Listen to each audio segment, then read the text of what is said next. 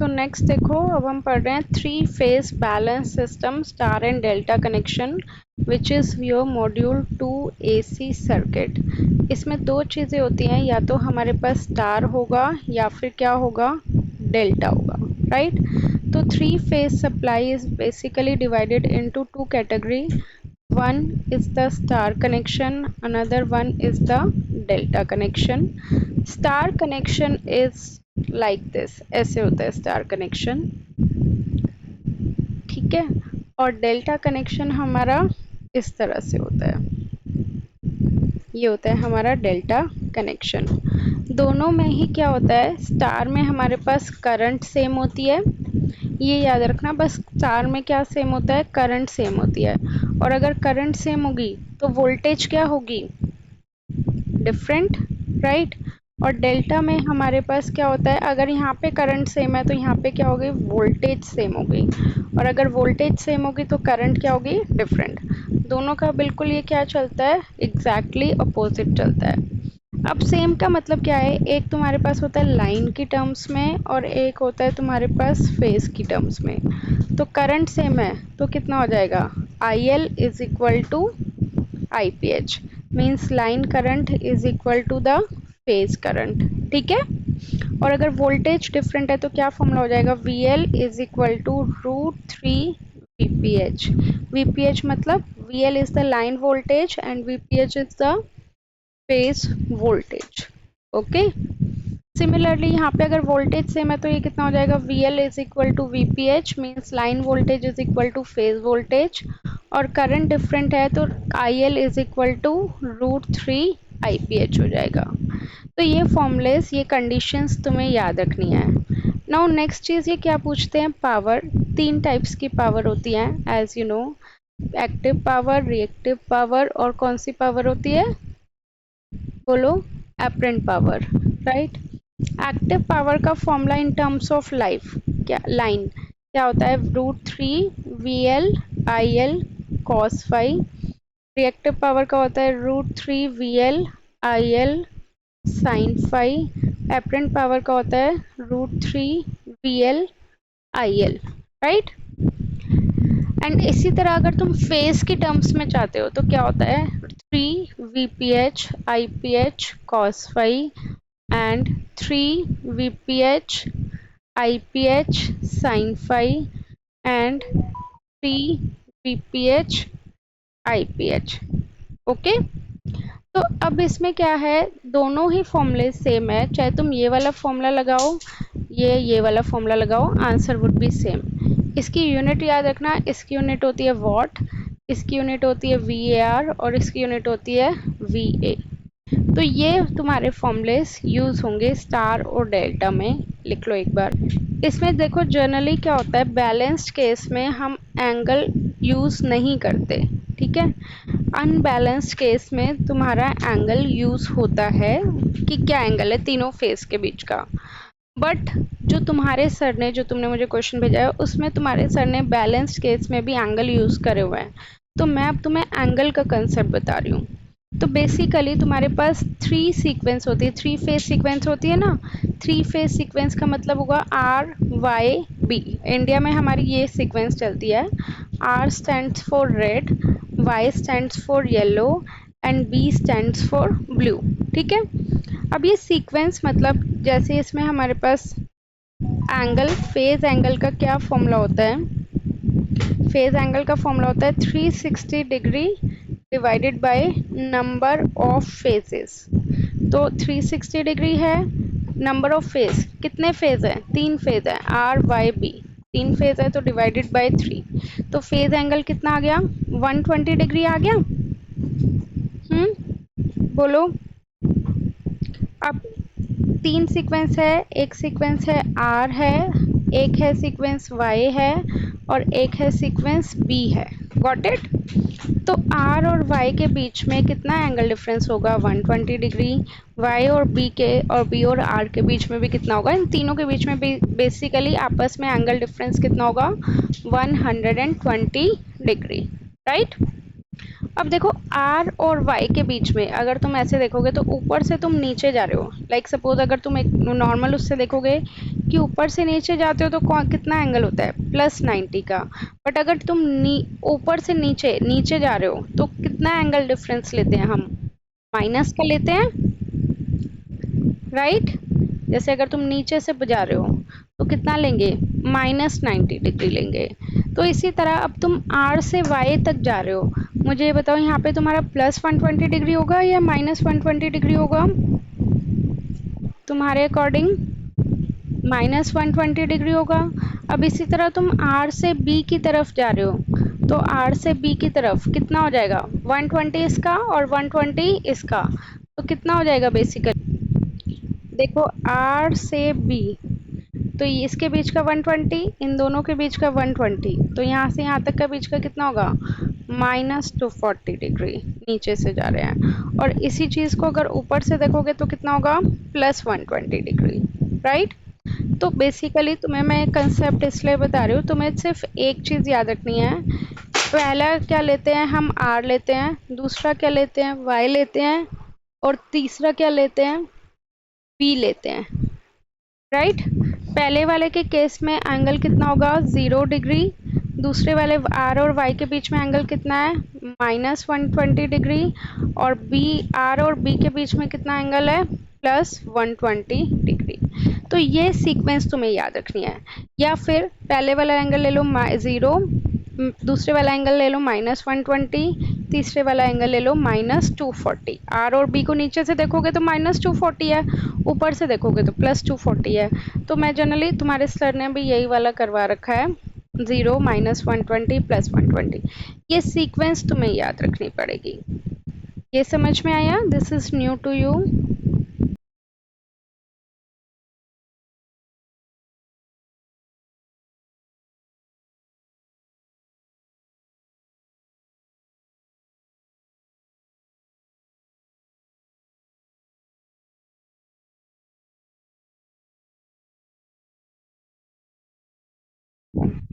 Sorry, इन्होंने क्या दे दिया, phase three wire star connected system ABC।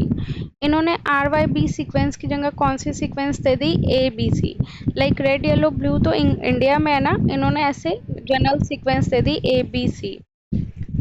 Having voltage कितनी दी हुई है, दैट इज 100 वोल्ट। तो आई टोल्ड यू कि कोई भी वोल्टेज मेंशन ना हो तो वो कौन सी वोल्टेज होती है, लाइन वोल्टेज। तो VL is equal to 100 volt. Now they set ABC connected to a load of, load मतलब इम्पिडेंस दिया इन्होंने दिया हुआ है 20 एंगल 45 डिग्री।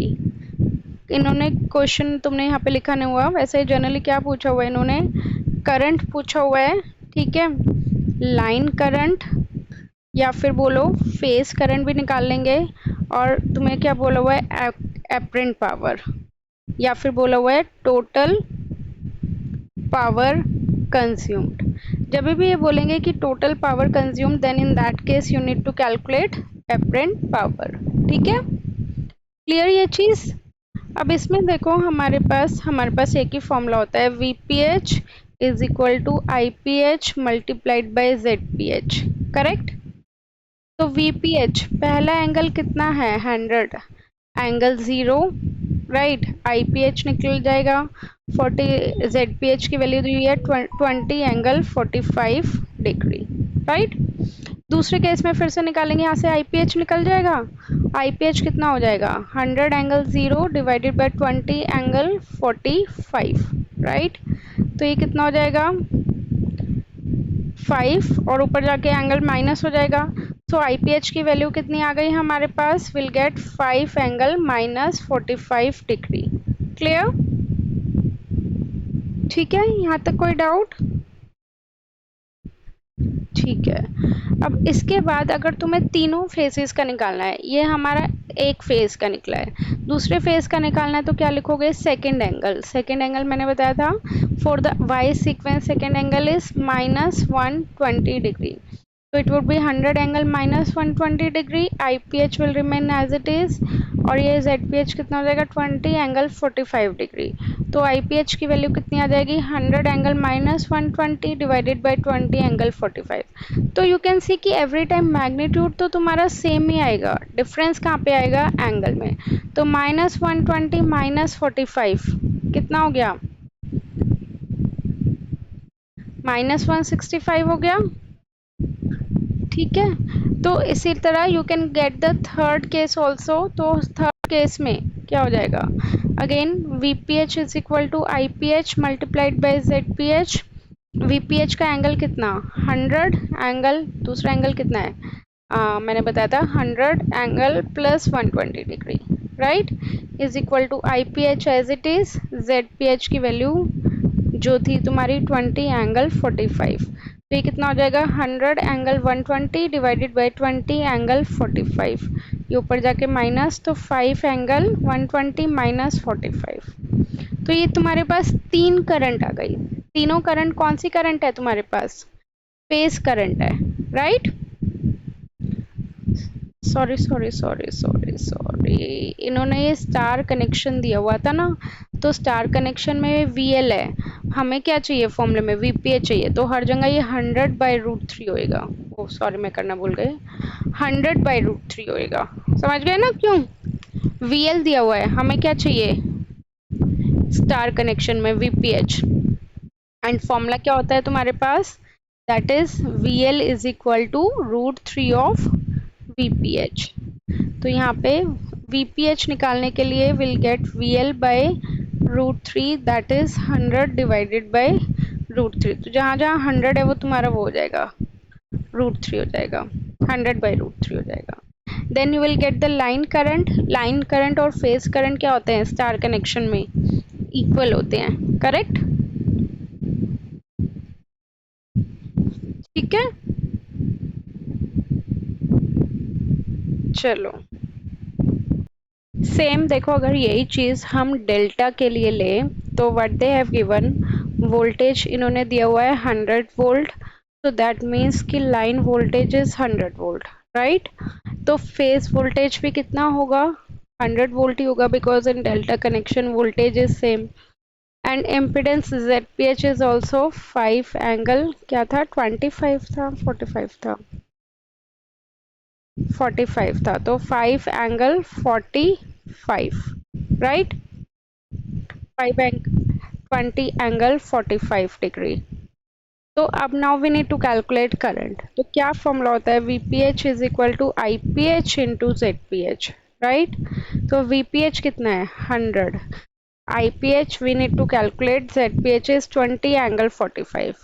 अब ये तीन केस बन जाएंगे वही, VRY is equal to IRY into ZRY, similarly VYB is equal to IYB into ZYB, similarly VBR is equal to IBR into ZBR, correct। तो VRY का एंगल is 0 डिग्री, एंड इस case में IPH we need to calculate, ZPH is 20 angle 45 degree.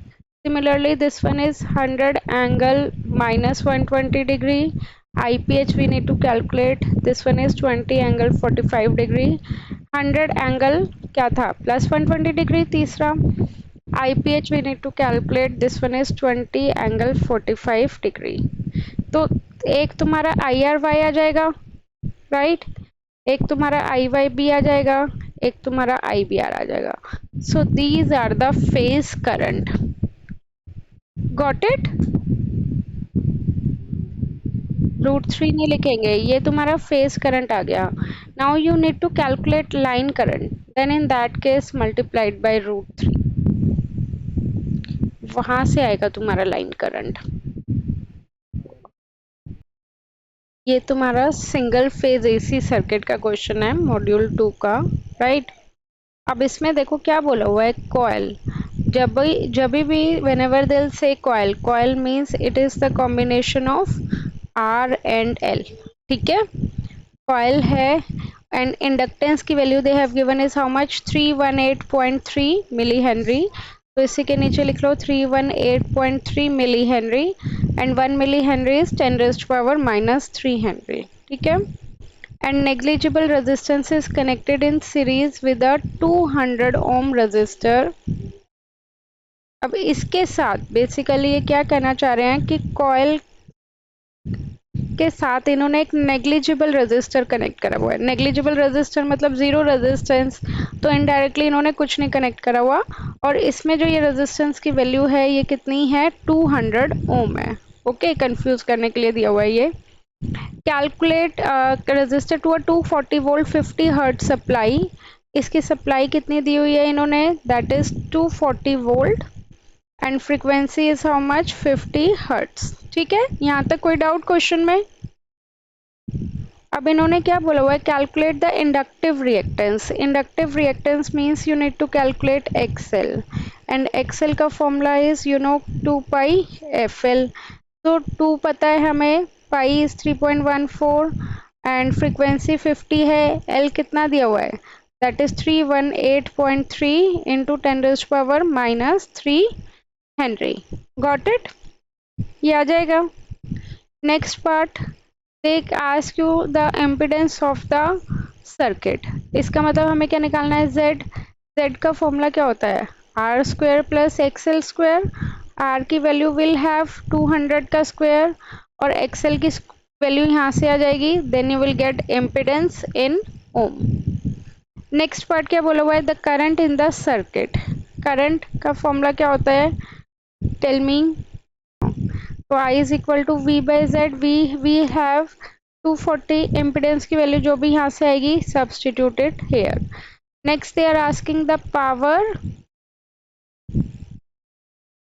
Across each component. क्या है ये, potential difference, PD। हाँ, across each element means we need to calculate VR and we need to calculate VL।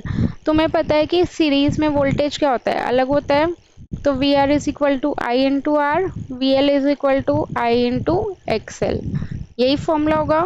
I पता है तुम्हारा, R पता है, I पता है, XL पता है। Then after that the circuit base angle, मतलब basically you need to calculate phase angle. तो वो बेस नहीं होगा, वो फेज होगा, तुम्हारी मिस्टेक है। तो cos फाई का formula is you know R by Z. R भी पता है, Z भी पता है। तो from here will get cos phi. तो फाई कैसे आ जाएगा, cos inverse that particular value, तो फेज एंगल आ जाएगा। ओके